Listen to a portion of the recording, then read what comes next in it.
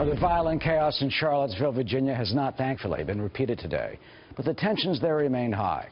The colonial-era city, of course, has had a long and proud history for its role in the formation of our democracy.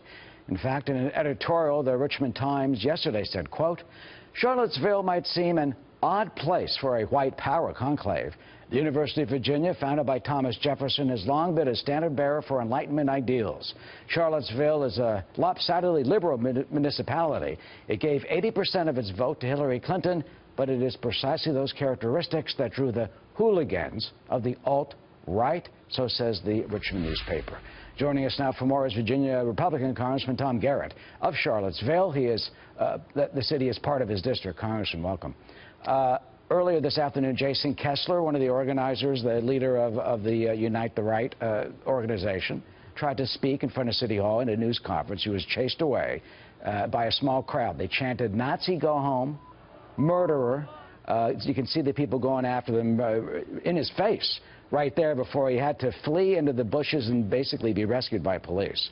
What message do you see in the fact that he was drowned out and he was forced to flee? Well, I wish he'd never showed up to begin with.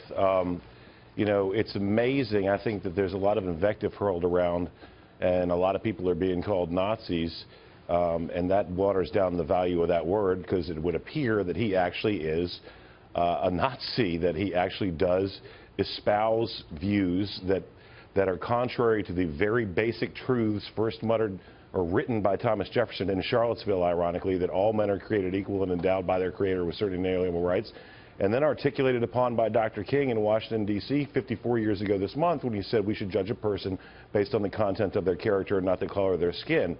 It's mind-numbing to me that there are people who believe that based on something that's beyond anyone's control, that they're better somehow or that someone else might be inferior. You know, I wore the uniform of this country for almost 6 years to defend people's rights, to believe things and say things even that I don't agree with, but this is beyond the pale.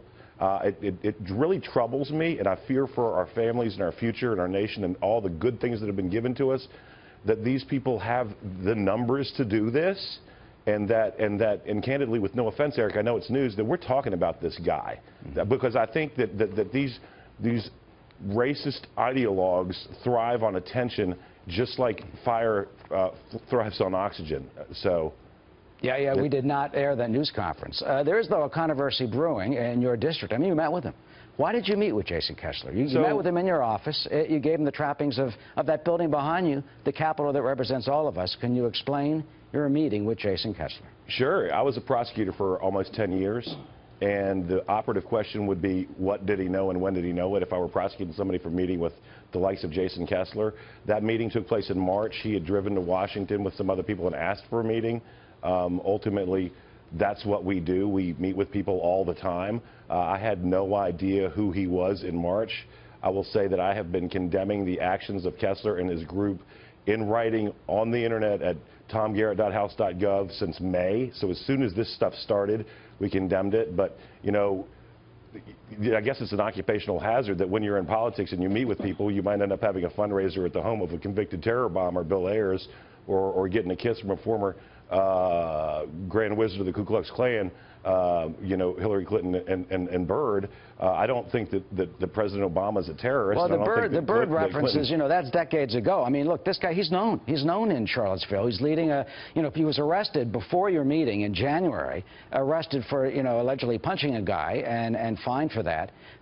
So he was known in the community. Do you fear that having met with him and these other two members of some group, the Unity and Security for America, it's called, do you fear that, you know, mainstreams what they stand for? Oh, I do think it does, and that's why I think when we did the meeting that he immediately said, hey, look what we did. But what I'm telling you is I didn't know who that cat was at that point in time.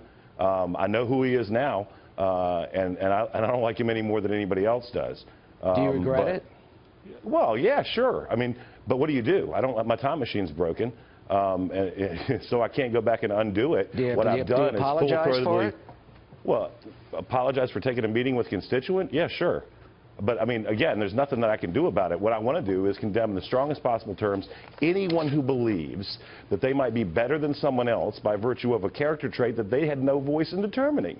And what we ought to do is fight towards what Barbara Johns and Thomas Jefferson and Dr. King said, and that is a more perfect union where you have the opportunity to aspire and dream and achieve unfettered by external people who would foist upon you some worldview that was archaic before it was even contemplated. It's, you know, I don't know how much more full-throatedly I can condemn these people, but I'll keep doing it because it needs to be done. And to those who are using that photograph, for example, criticizing you, you know, this is going to be out all over the place. So what do you say to them?